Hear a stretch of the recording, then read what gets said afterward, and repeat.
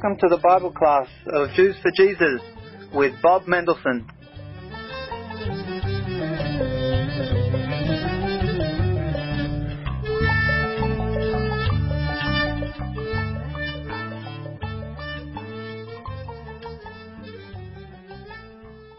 Tonight we're studying Revelation chapter 5. What a beautiful reading. The scene in heaven so far has been one of calm. Today in Revelation chapter 5 we see a moment of frustration. It reminds me of the executive boardroom when the numbers are not quite up to scratch and the board is meeting to figure out their next move. What are we going to do? Who can fix it for us? I didn't grow up with it, but the children on television in the UK watched Bob the Builder, and he invaded Australia and no doubt dozens of other English-speaking countries with the sing-song question to the problems of the day. Can he fix it? Yes, he can. Yeah, that's right. A quick read of the morning paper in any modern paper will unveil a situation after every situation of difficulty and problems that need addressing. ISIS is on the front page of every newspaper for weeks now. Judges who drink and cover up accidents, stabbings in schools, rail strikes and commensurate confusion. Yesterday, that accident on the bridge that shut down the entire network. The entire network. 5 cars because one guy fell asleep. 5-car accident and the entire city shut. All bring us to the same question, who can fix it? So the picture we see in this chapter is one of the fixer who is an unusual fixer. Consider this. Jungles and nearby pastures. A contrast for sure of locations. Top dog and milk toast. We see lions and lambs, and slain lambs at that. And if we were to list fixers in the list, which animal would be the fixer? A lion, of course. He's the dominator, the controller. So no wonder there's surprise in John as he records for us this answer. It's the lamb that deals with the situation, and he solves it perfectly. How he does that is our topic today. The solver is the one who can read the scroll. He's the one worthy of opening it, and I think by implication able to read it. Listen to verse 2. Who is worthy to open the book and to break its seals? The book, according to verse 1, is written on both sides. Isn't that odd? Most books aren't. What other Jewish book was written on both sides? The Ten Commandments. Yeah, written on both sides, it said in Exodus. And that's why in synagogue we hold it up and turn it both ways so that everyone can read it no matter where they are in the synagogue. Exodus 32 verse 15 says, Moses turned and went down from the mountain with the 2 tablets of the testimony in his hand. Tablets written on both sides. They were written on one side and the other. By the way, the Greek word is biblion. That's the word for scroll. Because it was a scroll. The scroll is sealed, and only the one who wrote it is worthy to interpret it. The issue at hand is not opening a scroll like opening a jar of pickles. Who can do that physically? But rather the issue is who's worthy to open the Bible's understanding to the rest of us. Who knows the future, and who knows the words of God, and who can tell us what those in the past have meant. No wonder the honest in heaven are frustrated. They can't say they know things. They don't jump up and volunteer all the great information they know. They say, I'm not worthy. And they're looking for someone else. Even John, who's looking at this, says nothing. But what does he do? What's his action? He began to weep. He's crying, John's crying because he knows the promises of God are true, but who can deal with the problems in the churches in Laodicea and Sardis, etc.? Who can answer and overcome the problems of the Thyatirans? Then the elder puts up his hand, puts it on John's shoulder, and tells him, stop weeping. I like what he says. See that there in verse 5. Stop weeping. Behold, the lion that's from the tribe of Judah, the root of David, has overcome. So as to open the book and its 7 seals. You got to know a little grammar here. He says, behold, which means, hey, stop what you're doing and watch this. And the elder points out a lion. Yippee, John would think. A lion. Excellent. And according to the elder, it's the Lion of the tribe of Judah. That's even better. A promise fulfilled from Genesis 49:9. When Jacob blessed all his sons. Yeah. And he told him about being a lion. That Judah would be a lion, and the scepter would not depart from him till Shiloh comes. So Jacob's prophecy about Judah is fulfilled, and that brings gladness. Even as you make your own Hanukkah list, and let it be known what you want on that day or those days, and then it comes to pass. That's wonderful. A promise fulfilled. But look at the other titles in verse 5. Root of David What's that? What's a root? Something that gives nourishment to the rest of the Okay, it's the location in the tree where a lot of water comes in. Yeah, and what did you say, seed? Something that is sustaining David. So that means it's the old, before Abraham I am. It's before David. It's the root of David. It's not David as the root, it's the root of David. Keep your finger here and let's turn to Isaiah chapter 11. This is a direct fulfillment of this passage. A shoot will spring from the stem of Jesse. Jesse was who to David? He was the father of David. And a branch from his roots will bear fruit. Okay, so this Revelation 5 passage directly fulfills this. But when a portion of the Bible is quoted, often the entire passage is in view. So let's keep reading verse 2. These are the seven spirits we see referenced in chapter 1 and again here in chapter 5 of Revelation. The menorah, the seven spirits, the Spirit of God, the Spirit of wisdom, Spirit of understanding, Spirit of counsel, Spirit of strength, Spirit of knowledge, Spirit of the fear of the Lord. Those are the seven. And God's Spirit is involved in the root of David. Son and Spirit are joined and never separate. Verses 3 and 4. This again sounds like what John would have been referencing in Revelation 5. When the root of David appears, it's for judgment, beating up the bad guys, and for conquest. It's not to be a pawn or a domesticated animal. He's the lion of them all. Let's continue reading in verses 5 through 7. So the entire animal kingdom seems to be at peace with each other. Wolves, lambs, calves, lions, cows, bears. It's magical. It's like it was in the Garden of Eden, but far outside current human understanding. These natural predators don't normally dwell with their future prey, but a sense of calm is over the whole scene. You might have seen that famous painting, The Peaceable Kingdom, which has that whole scene. Great picture. That's why many Jews don't believe that the gospel, because they say this part hasn't been fulfilled yet. That's right. This But is we one of say it'll come. It will. When Jesus comes, The second coming. Yeah, we don't believe it. It is nothing has happened since Jesus has been here. That's what we wait for. Keep reading to 9 and 10. The confidence Isaiah has about the future of Israel actually includes the Gentiles. Do you see it? The nations will come to the root of Jesse, the root of David. He will extend his resting place, his Shabbat, to the peoples of the earth, and it's glorious to behold.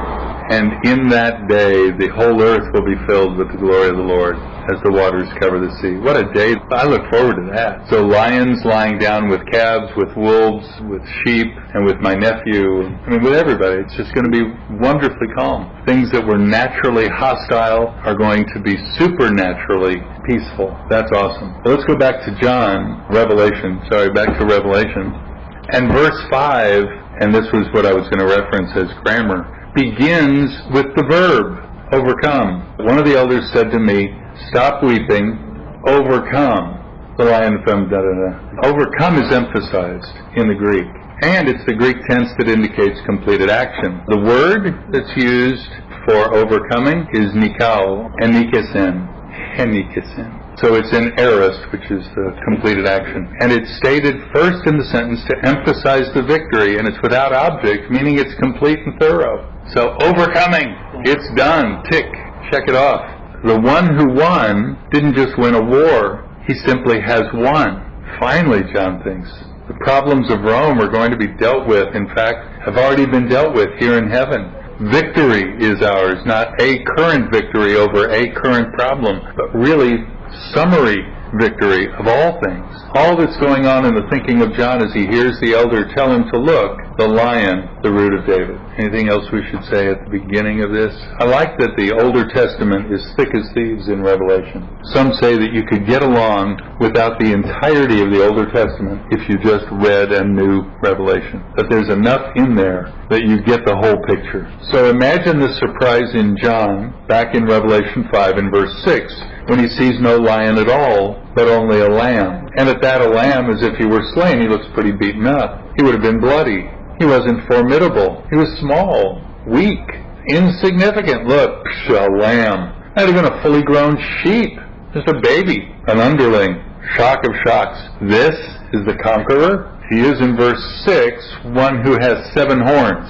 Horns are a representation of authority. Countries, political? You could go there. It really is authority. Power is a good word for it, but it's a different kind of power. There's all kinds of powers. This is authoritative power. You know, I was 10 minutes after the accident on the bridge, and I got here about 20 minutes later, so I was really grateful that I slipped through. Patty came about an hour later, and it took her an hour and a half to get past the same spot. It was terrible. But here's a policeman standing there. Now, he has no physical power against a pickup truck and a 2-ton truck and a cement mixer and even a van and even, you know, a revved up little Ford Escort. But he puts his badge out. He's got his green vest on, and he has power to stop you from going into that lane. That's called authority. The power is in the truck. The authority actually wins. So the 7 horns are 7, it's really a number of completion. It's the complete authority that's in the Lamb. So the Lamb in verse 6 is one who has 7 horns, a symbol of complete authority, and 7 eyes, a symbol of complete capacity to view or with complete understanding. Some of you are a little shorter than others, and you've hung out with tall people. And if you're in a crowd and you can't see what's ahead, what do? You ask a tall person, hey, what's happening up there? Like Zacchaeus? Zacchaeus. He was so short he couldn't see Jesus. Climbed up in a tree. Same idea. I play golf at a particular course, and at one point you can't see over a hill to know if you're going to hit up on the people in front of you. So you actually have to climb up a ladder. They've got a platform before any of your partners actually tee off. Somebody's got to ascend that ladder and look and make sure that it's safe. Or to keep watch as the ball flies any number of directions. You went way over there or whatever. So this picture of 7 eyes tells me that he's got great overview and complete overview at that. The word episkopos, from which we get the word episcopalian or episcopal, means oversee.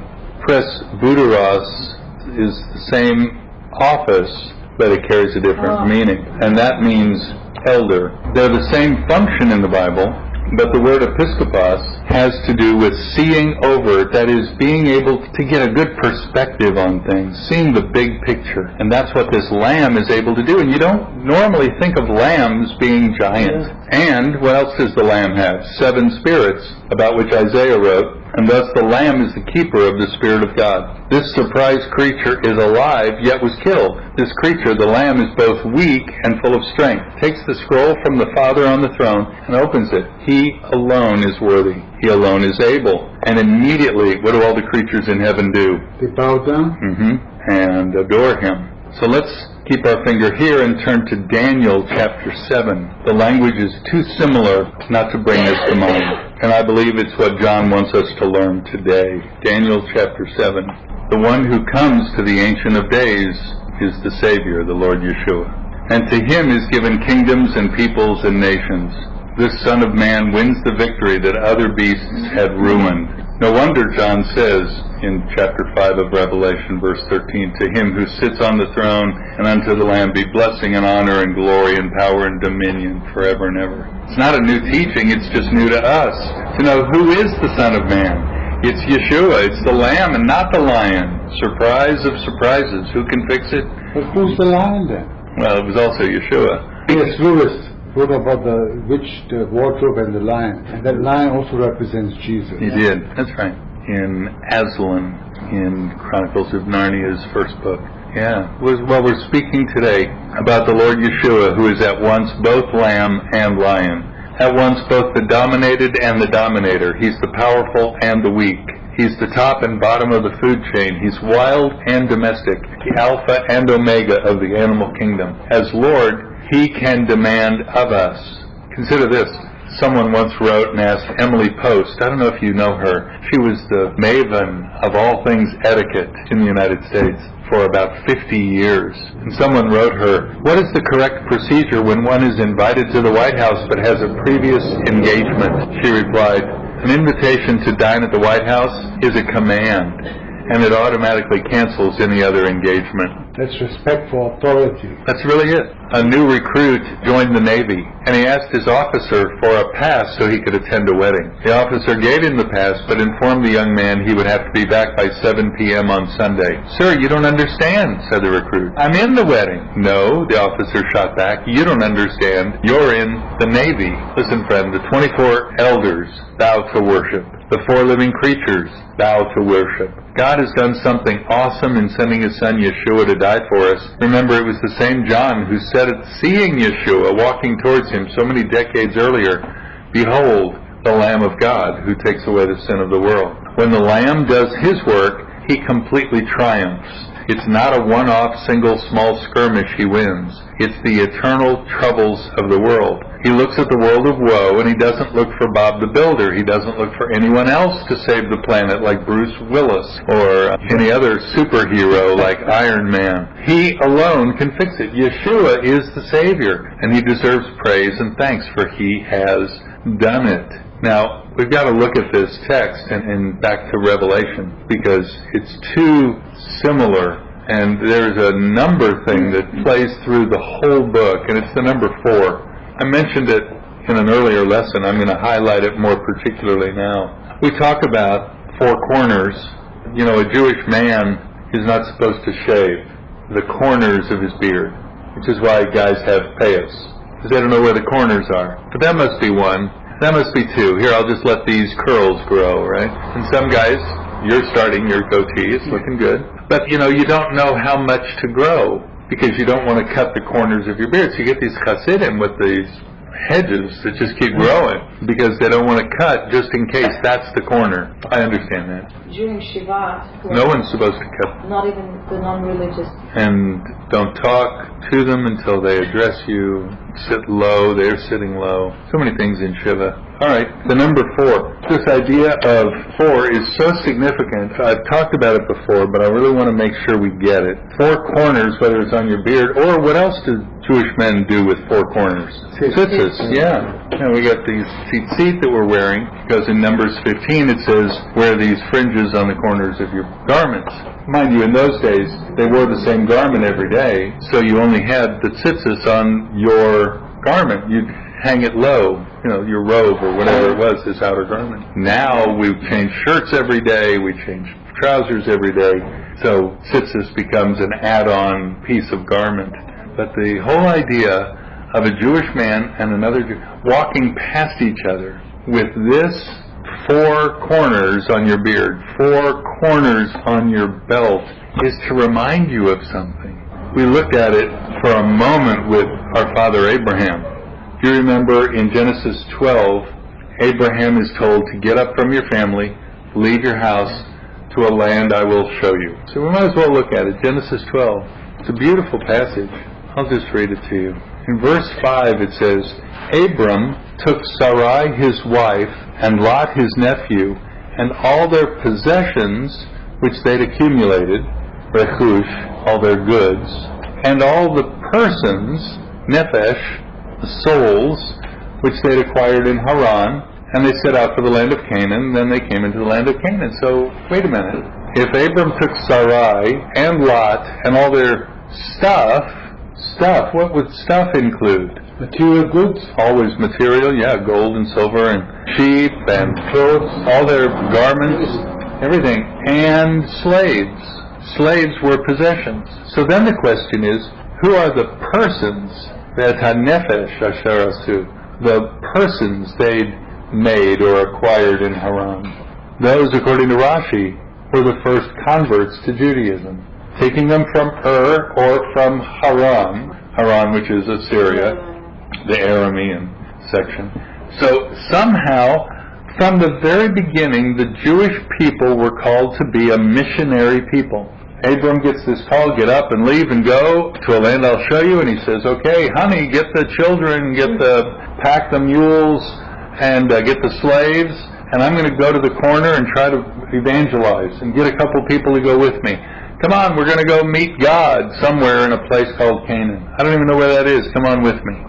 And we're going to meet the living God, because there's only one. Those were the souls he gathered in Haran. From the very beginning, Judaism has been about being a light to the nations. Look with me at Exodus 19. You can't miss this. This you have to see in light of tonight's reading. And we did look at this in Exodus, the second book of the Bible. We looked at this just in the last few months when we've studied Exodus. Chapter 19, 5 and 6.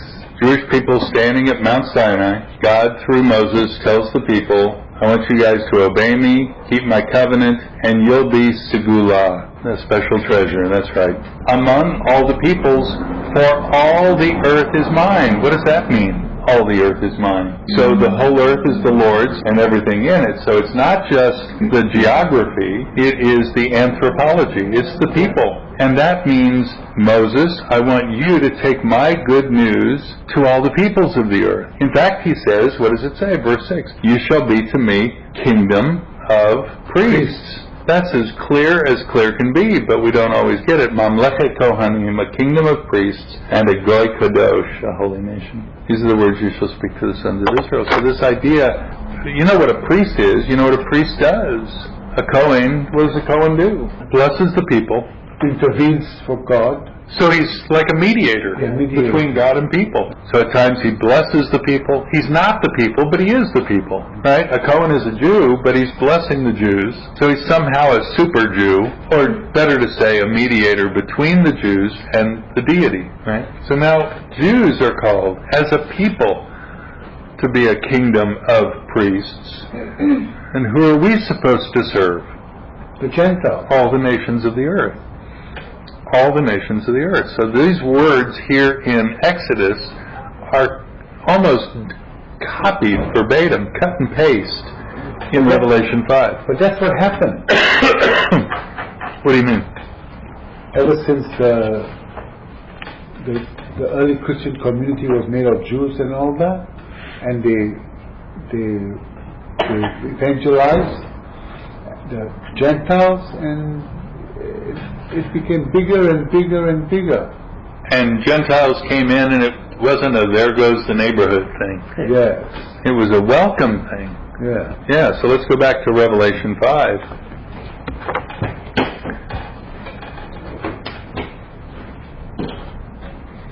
And you'll see who's worthy to do this. Well, look in verse 9. They sang a new song saying, worthy are you to take the book and to break its seals, for you were slain, and you purchased for God with your blood men, meaning people, sorry, it's not particularly males, from four corners, every tribe, tongue, people, and nation. The number 4 always implies universal.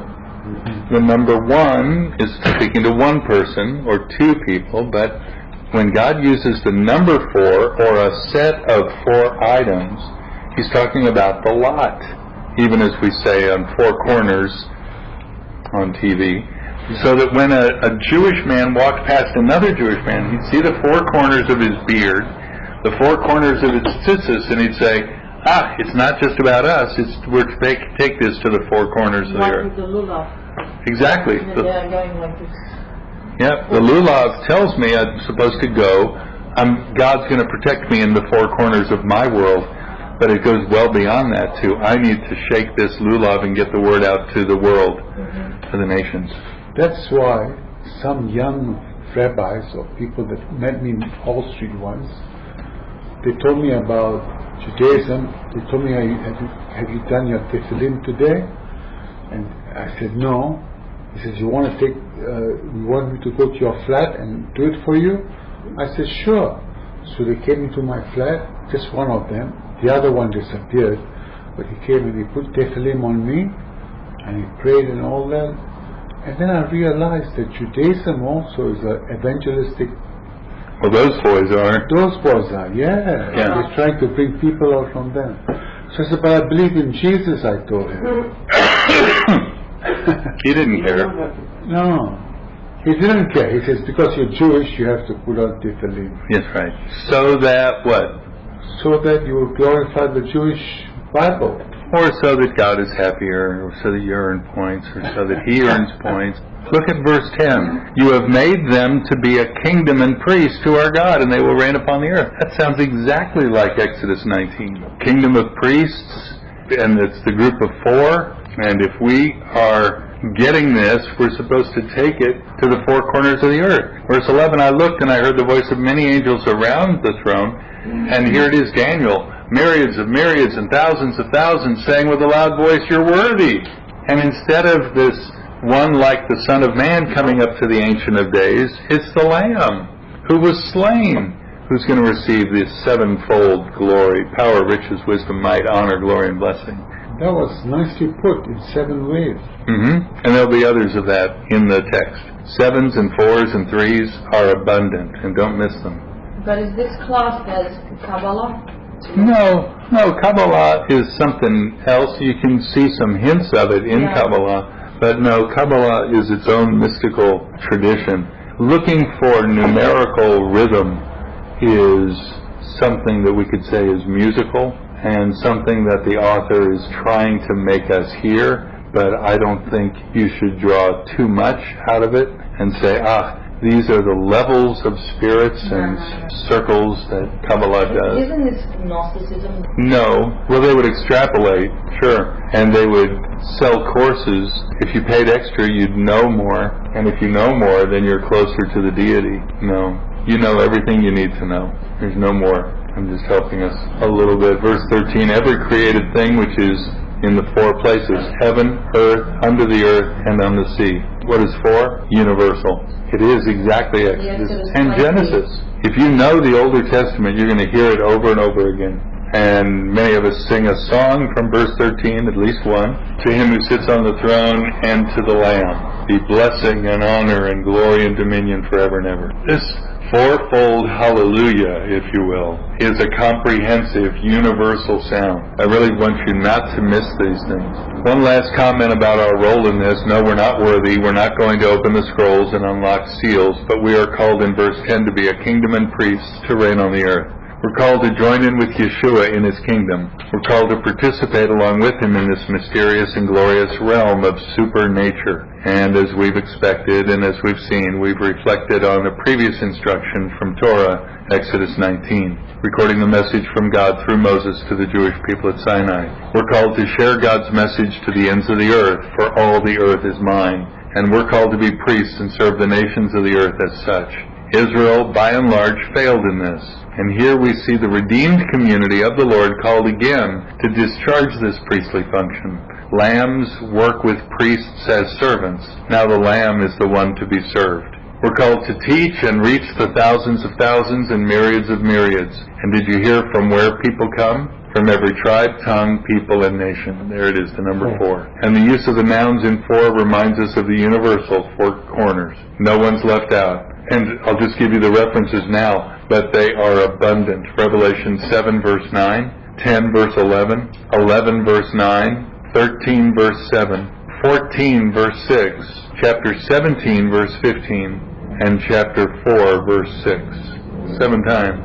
So let's be priests and let's serve God and the nations. Let's tell everyone about the Lamb who was slain, that they might be joining us in this hymn of eternal praise to the Lord, who is over all, and before whom we all should bow down and worship.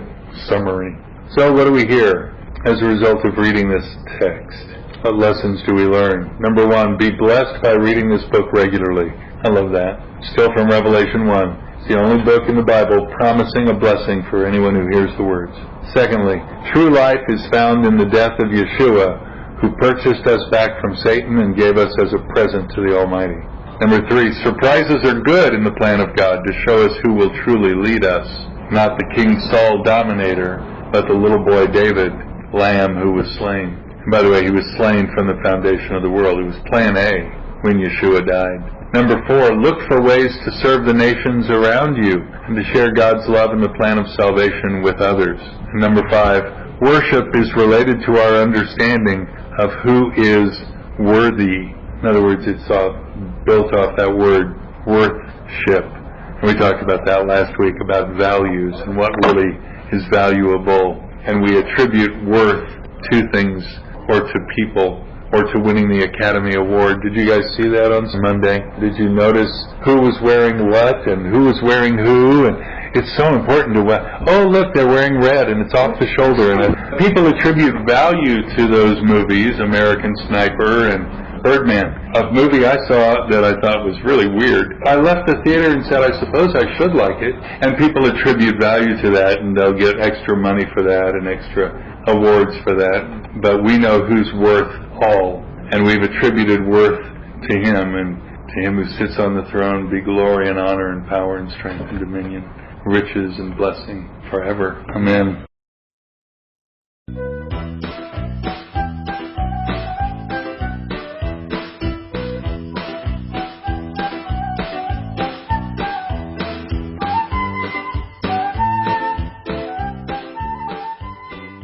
You've been listening to the Bible class of Jews for Jesus in Australia. For more information, contact Jews for Jesus, Post Office Box 925, Sydney, Australia 2001. God bless you.